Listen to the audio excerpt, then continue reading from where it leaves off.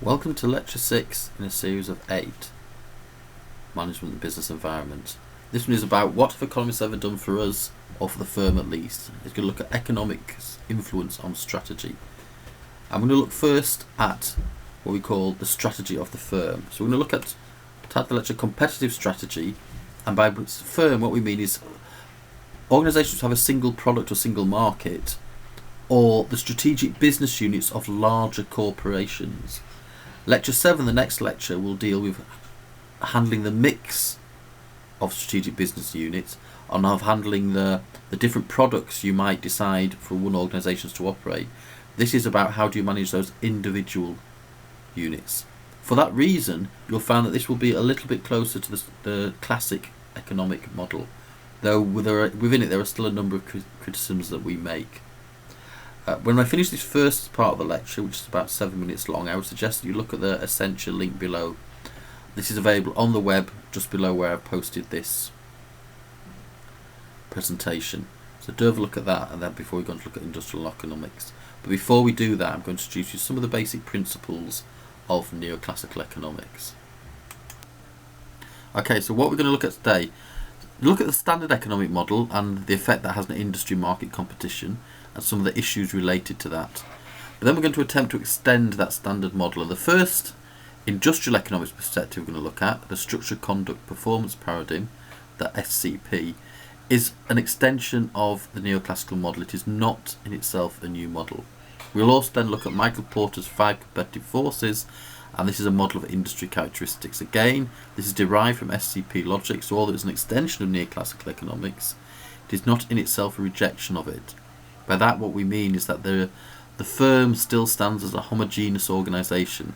All the firms in industry may make that industry more or less profitable, but the firms themselves have little differentiation.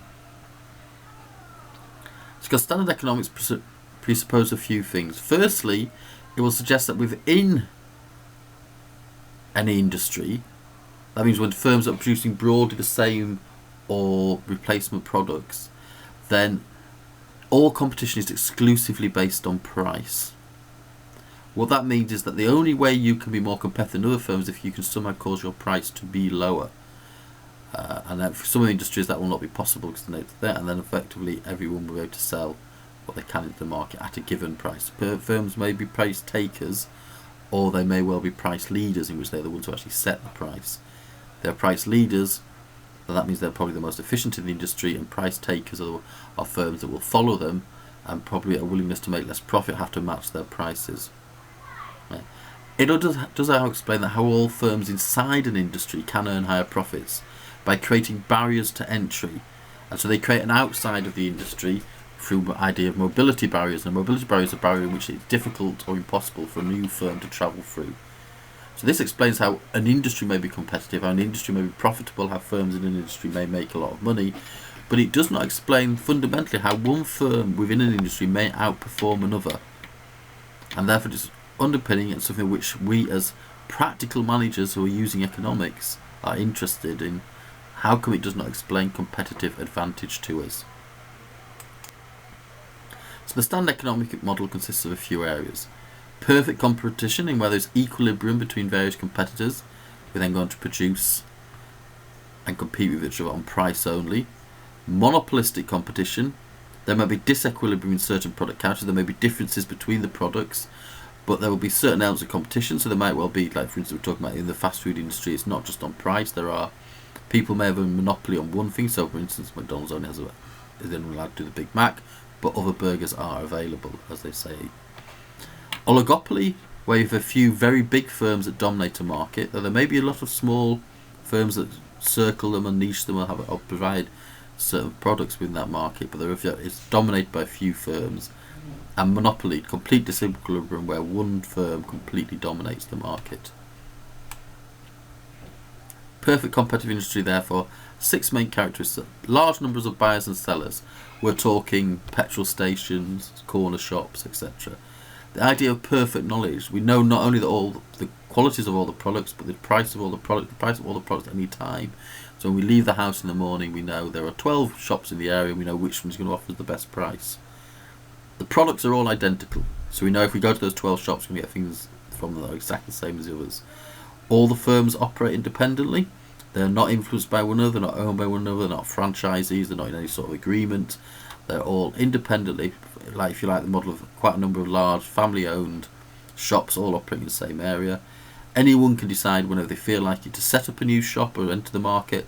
Anyone can decide, I've had enough of this, we're leaving. And the idea is that actually there's a set market price, they take it and they can sell as much output as they wish at that price. In competitive equilibrium, it means people make normal profits. By normal profit, what we tend to mean is the amount of money that somebody requires to decide to stay in the industry. No more than that, no more abnormal profits, nothing that makes them think, ooh, I'm making wonderful here. But people say, oh, I'm earning enough in this industry to stay in it, it's not worth moving into another industry. But because of the fat competition on price, everybody produces at maximum efficiency.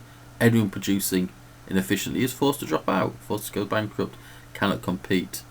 And if anyone does find themselves making normal profits, because of the fact that anyone can get in efficiently, then supply will boost up to meet the higher profits, and of course at that point profit per unit will fall back to normal conditions.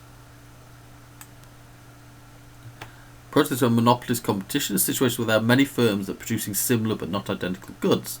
Like I said, a good example of this is the fast food industry. McDonald's has a monopoly of the Happy Meal, but there's much competition in the market for kids' burgers and fries. You think about it, there are quite a number of organisations that are similar to this. The drinks industry, the pubs industry, many of the supermarkets, they have certain specialities, but on the whole there can seem to be in competition doing that. So there's a large number of industries that are like this, where the products are similar but not quite the same, so there is some degree of differentiation. So the only competition is not just price. I've got this from a market of very few discernible competitors. A good example of this for many of you will be the big four accounting firms. Most business is done by PricewaterhouseCoopers, Deloitte, Ernst & Young or KPMG. Additionally, we have things like airlines, we have people like American, Delta, etc. that provide by far the majority of the products that are actually required. So there's quite a few, you probably think of a few things, like the big supermarkets as well. Small supermarkets might be perfect competition, small shops perfect competition, the big supermarkets tend to be oligopoly. And monopoly. Idea, single firm dominates all or nearly all the market for given product or service. There's no competition, often results in high prices and low quality, shoddy, inferior goods. An example of this often is stated as Windows. There are also perhaps historically examples of state-provided goods such as state-provided telephones, state-provided transport. Quite often this is considered to be a bad thing by the government, and they will attempt to outlaw it, and so anti-monopoly regulation protects free markets from being dominated by a single entity. So this is quite common. Okay, that brings us to the end of the first part of this lecture. If you'd like to now watch the short video that I posted up about from Accenture, about what is strategy, and then maybe watch part 2.